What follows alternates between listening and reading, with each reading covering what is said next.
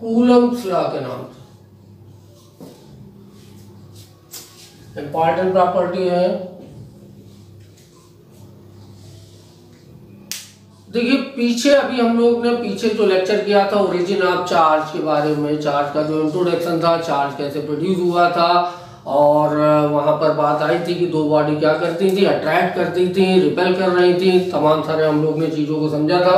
तो Coulomb's law ने, coulomb साहब ने ये बताया कि दो बॉडी पे जो फोर्स लग रहा है रब करने के बाद, अट्रैक्शन या रिपल्सन, उसका मेजरमेंट क्या होगा, वो कितना फोर्स एक्सपीरियंस करेगी, क्योंकि फिजिक्स में केवल सब्जेक्टिव मैटर से बात नहीं है, हमको उसका मेजरमेंट भी देना है।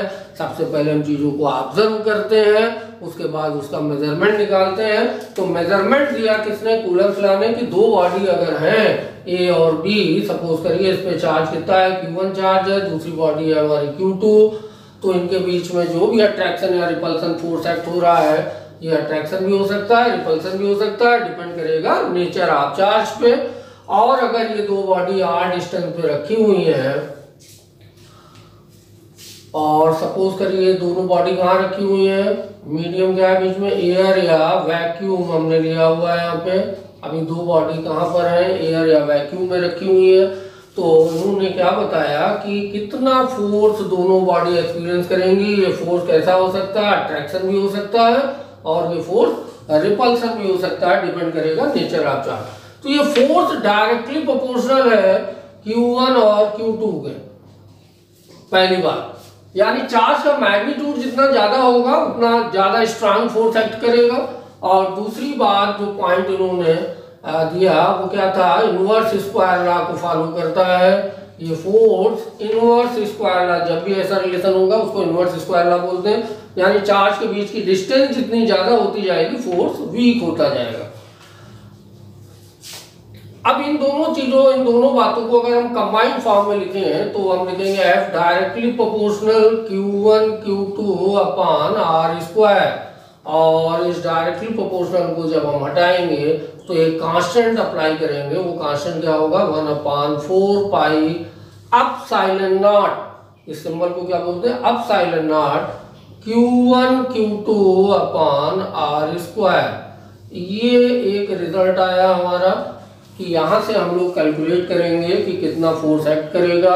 और यहाँ पर जो ये टर्म आप देखिए लिखा हुआ है, ये प्रोपोर्शनलिटी कांस्टेंट है, और इस कांस्टेंट की वैल्यू होती है 1/4 पाई एप्सिलॉन नॉट की 9 × 10⁹ newton metre square upon coulomb square, newton metre square upon coulomb square. तो इस कांस्टेंट की वैल्यू रहती है, ये याद होनी चाहिए, हालांकि कांस्टेंट आपके सारे दिए रहते हैं। तो इस एप्सिलॉन नॉट का मतलब जरा सा समझ लेते हैं, फिर हम लोग इसको आगे बात करेंगे। एप्सिलॉन नॉट क्या चीज है, यहाँ पर एप्सिलॉन नॉट क्या चीज है, 4 तो देखिए कांस्टेंट है ही टर्म, पाई की वैल्यू यूनिवर्सल कांस्टेंट है। एप्सिलॉन नॉट यहाँ पर क्या है, एप्सिलॉन नॉट जो है इसको बोलते हैं परमिटिविटी ऑफ फ्री स्पेस। मतलब एयर या वैक्यूम, फ्री स्पेस में क्या हमारा एयर या वैक्यूम है, उसका कांस्टेंट है। उसका कांस्टेंट का मतलब क्या हो गया, तो इसको जरा हम फिर से समझ लेते हैं। देखिए जो फोर्स था, अभी हमने बात करी थी, दो चार्ज के मैग्नीट्यूड पर डिपेंड कर रहा था। दूसरा पॉइंट बताया था फोर्स जो है इनके बीच के डिस्टेंस के इनवर्सली प्रोपोर्शनल था स्क्वायर के।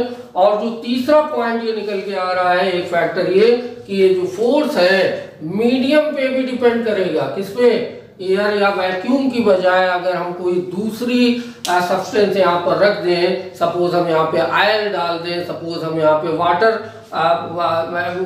वाटर यहाँ पर इसकी जगह चेंज करके रख दें, या यहाँ पर हम ग्लास का मटेरियल रख दें, तो जो भी मटेरियल हम यहाँ पे रखेंगे तो यहाँ पर इसकी वैल्यू क्या होगी, चेंज होगी। ये एप्सिलॉन नॉट किसके लिए है, इस मीडियम के लिए है, एयर या वैक्यूम।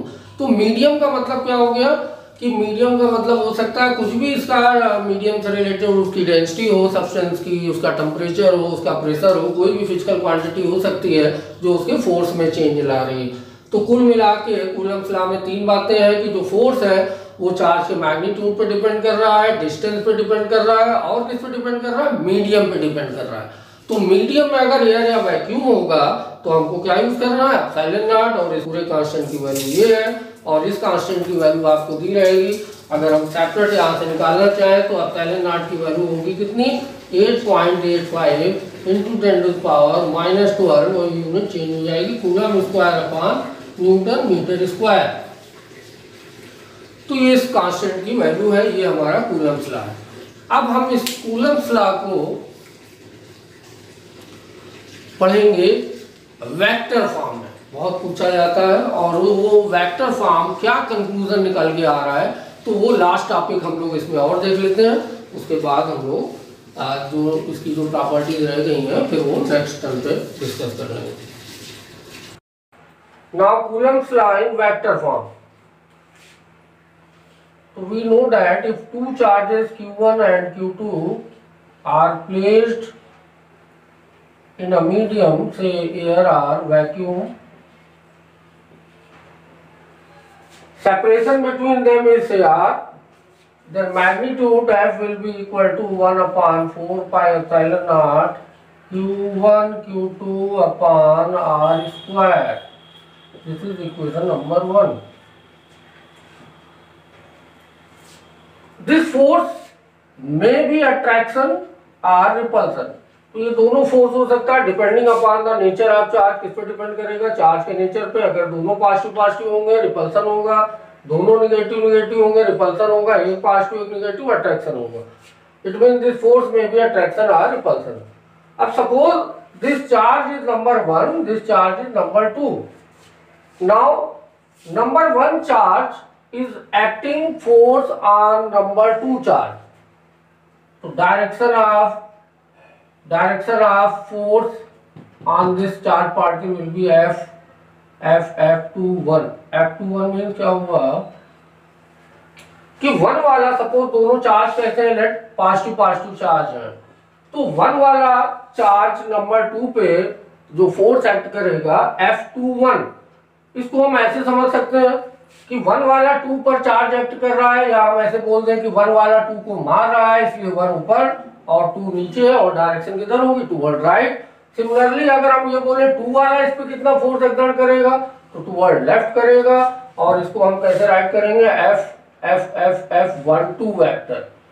और इसको समझने के लिए हम ऐसे समझ सकते हैं कि 2 वाला चार्ज 1 को फोर्स लगा रहा है, या 2 वाला चार्ज 1 को मार रहा है, तो F1 नीचे 2 ऊपर। Now the direction from left to right, अगर हम लेफ्ट से राइट की तरफ मूव करते हैं तो इस डायरेक्शन को हम लोग लिख रहे हैं unit vector R12 cap.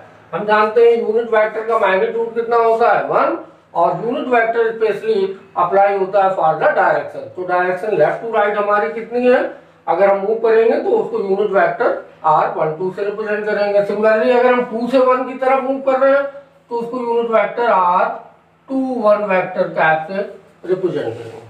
Now Coulomb's law in vector form, अगर एक नंबर में पूछा जाता है तो देखिए वेक्टर में हम लोग किसी चीज को कैसे रिप्रेजेंट करते हैं, vector A is equal to magnitude A into A cap. अगर हमें किसी वेक्टर को रिप्रेजेंट करना है तो उसका मैग्नीट्यूड और उसमें हम क्या करते हैं, यूनिट वेक्टर से मल्टीप्लाई। तो सिमिलरली यहाँ देखिए सपोज इसको हमें वेक्टर में रिप्रेजेंट करना है, तो F12 vector is equal to कैसे लिखेंगे, इसका मैग्नीट्यूड इनटू इसका यूनिट वेक्टर। तो इस डायरेक्शन में यूनिट वेक्टर कौन सी है हमारी, R21 कैप।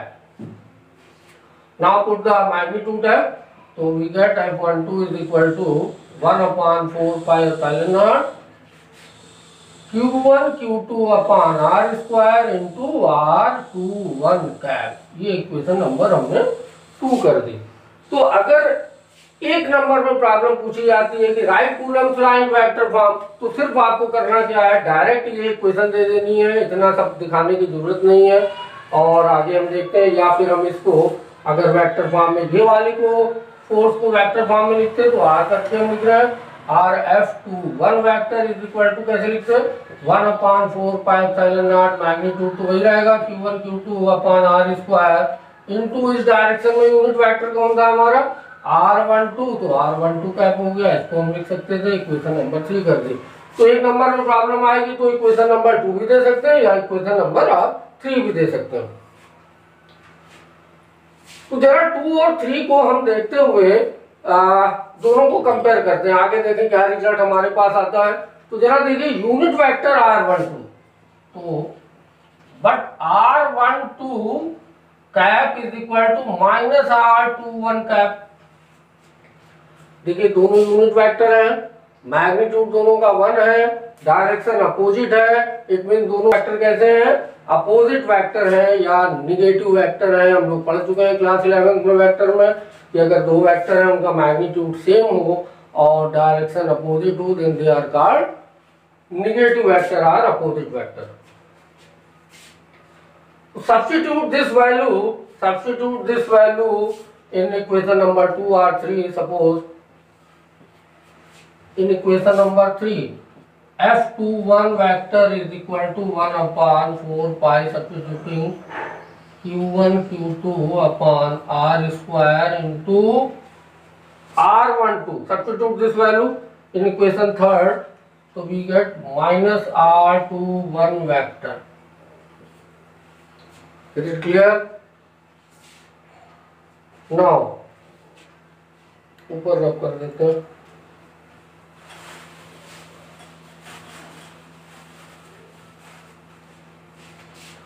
माइनस साइन को शिफ्ट करके इधर ले आते हैं, तो इक्वेशन नंबर 3 में क्या चेंज होगा, minus f21 vector is equal to 1 upon 4 pi epsilon naught Q1 Q2 upon R square into R21 cap. इसको हम इक्वेशन नंबर जो 3 थी हमारी वो थोड़ी सी चेंज होके ये आ गई, इसको हमने 3 डैश से रिप्रेजेंट कर दिया। तो अगर हम इक्वेशन नंबर 2 और 3 को देखें, नाउ इक्वेशन नंबर 2 एंड 3, 2 और 3 को जरा कंपेयर कराइए 2 एंड 3 डैश को। तो 2 एंड 3 डैश में देखिए राइट हैंड साइड जो पोर्शन है इक्वेशन नंबर 2 का और जो इसका इक्वेशन नंबर 3 डैश का जो राइट हैंड साइड पोर्शन है वो सेम है, मैग्नीट्यूड सेम है। अगर RHS सेम होगा तो इट मींस LHS सेम होगा। तो now we get f12 is equal to minus f21। ये फाइनल रिजल्ट हमारे पास आया और ये क्या कंक्लूजन निकाल के दे रहा है ये देखने वाली बात है। ये वैसे ही है जैसे हम लोग ने मैकेनिक्स में न्यूटन थर्ड लॉ पढ़ा हुआ था कि every action has equal and opposite reaction. तो देखिए f12 वेक्टर जो है वो माइनस साइन f21 वेक्टर है, यानी दोनों वेक्टर कैसे हैं, इक्वल अपोजिट है, यानी मैग्नीट्यूड दोनों का सेम होगा। तो एक को हम कह सकते हैं रिएक्शन फोर्स और एक कौन सा हमारा हो गया, एक्शन फोर्स। तो ये न्यूटन थर्ड लॉ को सेटिस्फाई कर रहा है। इसी पे एक छोटा सा क्वेश्चन सपोज करिए हमने पूछ दिया, जो डायग्राम था अभी हमने रब कर दिया। मान लीजिए सपोज करिए 10 कूलम चार्ज था पहला वाला Q1 और Q2 हमारा था 5 कूलम चार्ज था। और अगर हमने पूछा कि ये 5 कूलम चार्ज इस पे 10 न्यूटन का फोर्स एक्सर्ट कर रहा है, 5 कूलम चार्ज इस वाले चार्ज पे 10 न्यूटन का फोर्स एक्सर्ट कर रहा है। तो बताइए 10 कूलम चार्ज इस वाले पे कितना फोर्स एक्सर्ट करेगा। तो डबल नहीं होगा आंसर, 20 न्यूटन आंसर गलत होगा, क्योंकि रिजल्ट हमारा यहाँ पर देखिए ये आया है कि every action has equal and opposite reaction, यानी एक एक्शन दूसरे का रिएक्शन दोनों अपोजिट होंगे। अगर ये 5 न्यूटन एक्सर्ट कर रहा है इस पे तो ये वाला भी इस पे 5 न्यूटन ही फोर्स एक्सर्ट करेगा।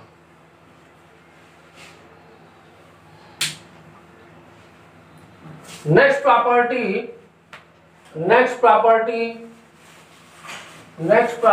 of charge is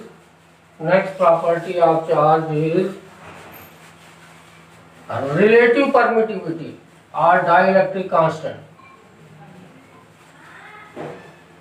Next property of charge is relative permittivity. What is relative permittivity or dielectric constant? Next property number देख लीजिएगा कौन सी प्रॉपर्टी है, डाइलेक्ट्रिक कांस्टेंट। डाइलेक्ट्रिक कांस्टेंट इसी को बोलते हैं और relative permittivity.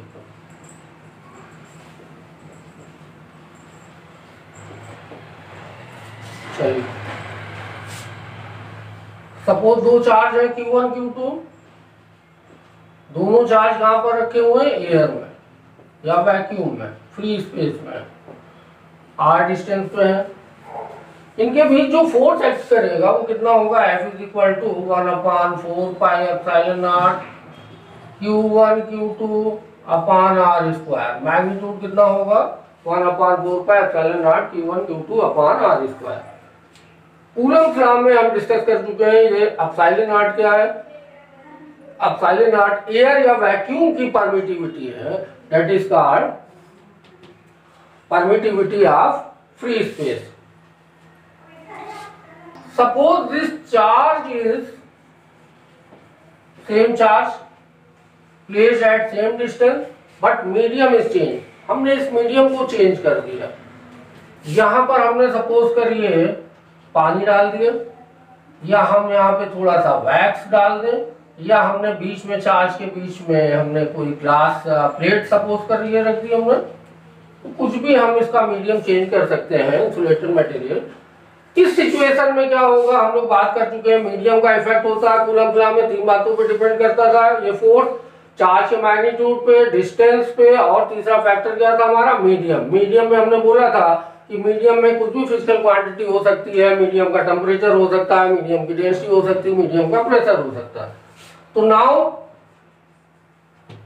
In this situation equation comes f dash equal to 1/4 pi epsilon, epsilon not नहीं लिखना है आपको, एप्सिलॉन लिखेंगे। मीडियम के लिए हम लोग हमेशा एप्सिलॉन यूज करेंगे, Q1 Q2 upon r square. Equation number 2, epsilon is permittivity of intervening medium. किसकी है, ये मीडियम की परमिटिविटी है, किसकी है, मीडियम की परमिटिविटी है। कोई भी मीडियम होगा हमेशा हमें एप्सिलॉन यूज करना है। अब इस एप्सिलॉन का इसके साथ क्या रिलेशन होगा ये हमको देखना है, और वही हमारा डाइलेक्ट्रिक कांस्टेंट होगा कि वाटर का एप्सिलॉन अलग होगा, वैक्स का एप्सिलॉन अलग होगा, ग्लास का एप्सिलॉन अलग होगा, और उस एप्सिलॉन का एप्सिलॉन नॉट के साथ क्या रिलेशन होगा, वही हमारा डाइलेक्ट्रिक कांस्टेंट होगा। तो देखिए बिल्कुल सिंपल सा है, एक इक्वेशन हमने इस सिचुएशन में फॉर्म करी, एक इक्वेशन हमने इस सिचुएशन में फॉर्म करी।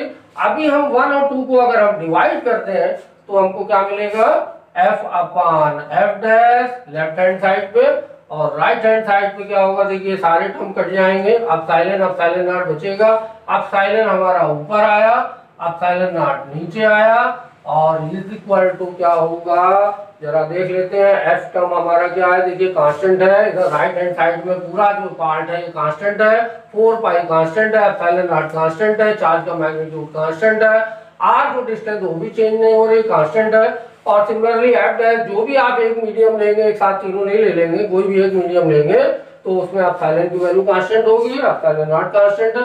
तो constant upon constant is equal to another constant, और this constant is known as dielectric constant और रिलेटिव परमिटिविटी। तो अब क्वेश्चन अराइजेस कि what is K, how will you define, इसको अब हम डिफाइन कैसे करें, समझे कैसे, अभी भी हमें समझ में नहीं आया कि क्या है के, भाई क्या है के। तो जरा देखिए, अगर हम इसको के को डिफाइन करना है, के को डिफाइन करना है तो हम दो तरह से डिफाइन कर सकते हैं, एक तो ये वाले रिलेशन से कर सकते हैं, और एक के को हम ये वाले रिलेशन से कर सकते हैं। तो अगर हम ये वाले रिलेशन से करते हैं तो देखिए पिक्चर से ही हो रहा है, कुछ भी लर्न करने की जरूरत नहीं है। Dielectric constant of material, dielectric constant of material is equal to dielectric constant of material is equal to ratio of force of attraction or repulsion between two charges when they are kept in free space to the force of attraction or repulsion when these charges are kept in medium। Simple. और हम यहां से भी define कर सकते हैं, it is the ratio dielectric constant of material is equal to the ratio of permittivity of intervening medium to the permittivity of free space. हम ऐसे भी डिफाइन कर सकते हैं। अभी भी समझ में नहीं आया, चलिए एग्जाम्पल ले लेते हैं। सपोज वाटर का डाइलेक्ट्रिक कांस्टेंट कितना है? सपोज वाटर का डाइलेक्ट्रिक कांस्टेंट हमने ले लिया 81। What does it mean? इसका मतलब क्या हुआ? जरा देखते हैं, रख के जरा देखिए। हमने बोला इसके को यहाँ से भी डिफाइन कर सकते हैं, इससे भी डिफाइन कर सकते हैं। अगर हम इधर से डिफाइन कर रहे हैं तो क्या होगा? F इज इक्वल टू 81, के की जगह हमने 81 पुट किया और इनटू क्या हुआ? F dash. ये रिजल्ट आया। अब यहां से समझ लीजिए, अभी इतना नहीं समझ में आया। F क्या चीज है? फोर्स ऑफ अट्रैक्शन रिपल्सन है, जब वो किसमें था? एयर में है। और ये किसमें था? हमारा मीडियम के लिए। यानी जब दो चार्जेस एयर में होंगे और जब दो चार्जेस मीडियम में होंगे तो एयर में लगने वाला जो फोर्स है वो मीडियम के लगने वाले फोर्स का 81 टाइम्स ग्रेटर होगा। Is it clear?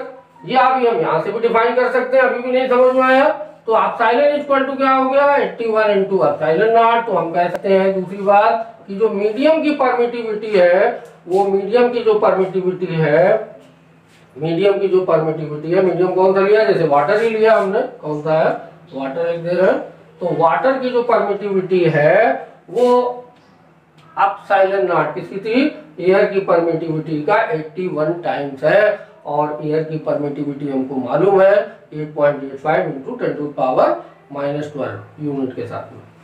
तो हम यहाँ से भी डिफाइन कर सकते हैं। तो ये एक तरह से हमको रिलेशन बताता है कि अगर हम डिफरेंट मीडियम रखें तो कितना फोर्स उसका मैग्नीट्यूड कितना चेंज होगा।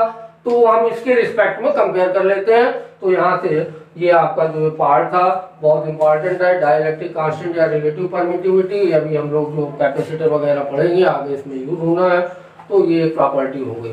अब लास्ट प्रॉपर्टी आपकी बचती है, वो है प्रिंसिपल ऑफ सुपरपोजिशन, जिसपे आपका कूलम्स लॉ जो है उसमें प्रॉब्लम पूछी आती है। तो मेनली जो प्रॉब्लम्स हैं आपके न्यूमेरिकल प्रॉब्लम कूलम्स लॉ पे बेस्ड है इक्वेशन पे, और जो मेजर प्रॉब्लम है वो है प्रिंसिपल ऑफ सुपरपोजिशन। यही प्रिंसिपल हम लोग इलेक्ट्रिक फील्ड में भी पढ़ेंगे। तो जल्दी से हम लोग देख लेते हैं। लास्ट प्रॉपर्टी है principle of superposition.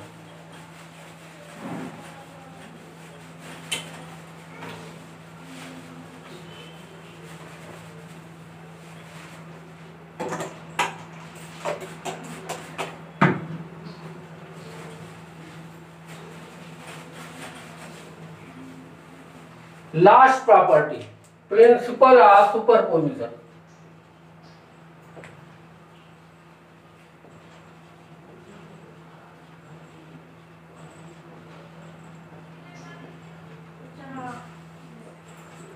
Superposition means क्या होता है? पहले हर उसके जो टाइटल होता है हमारा उस पर फोकस किया करिए और जनरल मीनिंग समझने की हम लोग कोशिश करते हैं। सुपरपोजिशन मीन्स क्या होता है? ढकना, मिलना। जैसे ये पाम हमारे इस पाम को क्या कर रहा है? सुपर इम्पोज कर रहा है, ढक रहा है, मिल रहा है। तो सपोज करिए कि जैसे कोई चार्ज है, सपोज क्यू चार्ज है, प्लस का क्यू चार्ज ले लिया हमने, और ये चार्ज जो है अदर चार्ज से सराउंडेड है। मान लीजिए हमने चार चार्जेस ले लिए, Q1, Q2, Q3, Q4। कुछ प्लस के हो सकते हैं और कुछ माइनस का भी हो सकता है। This Q charge is surrounded by 4 charges, Q1, Q2, Q3, Q4। तो अगर इसको हम सेंटर मान के चले तो ये क्या चारों चार्जेस इस पे फोर्स लगाएंगे? भाई ये प्लस का चार्ज है, ये भी प्लस का चार्ज है, तो इस पे फोर्स लगाएगा। कितना लगाएगा? F1। 2 वाला किधर एक्ट करेगा? ये भी प्लस, ये भी प्लस, ये F2 इधर एक्ट करेगा। ये नेगेटिव चार्ज है आपका, तो नेगेटिव चार्ज क्या होगा? F3 इधर हो जाएगा हमारा। और ये पॉजिटिव चार्ज है तो ये पॉजिटिव चार्ज रखा है तो ये पॉजिटिव चार्ज किधर? F4 इधर हो जाएगा हमारा, डायरेक्शन F4 की। तो नेट फोर्स क्या होगा इस क्यू पे? तो क्यू वाले पे जो नेट फोर्स होगा उसको हम कैसे लिखेंगे? F1 plus F2 plus F3 plus F4 का वेक्टर सम करना है, क्योंकि फोर्स कैसी क्वांटिटी है? वेक्टर है। तो जिनको वेक्टर 11th में नहीं पढ़ा है जिन्होंने, वो वेक्टर सीख ले। अब यहाँ पर जो चार्जेस हैं उन चारों चार्जेस का जो फोर्स हम लोग फाइंड करेंगे, उन फोर्स का हमको क्या करना है? वेक्टर सम करना है। तो प्रिंसिपल अगर हमें डिफाइन करना है तो हम इसको ऐसे डिफाइन कर सकते हैं कि if charge is surrounded by many charges and the net force acting on this charge will be equal to the vector sum of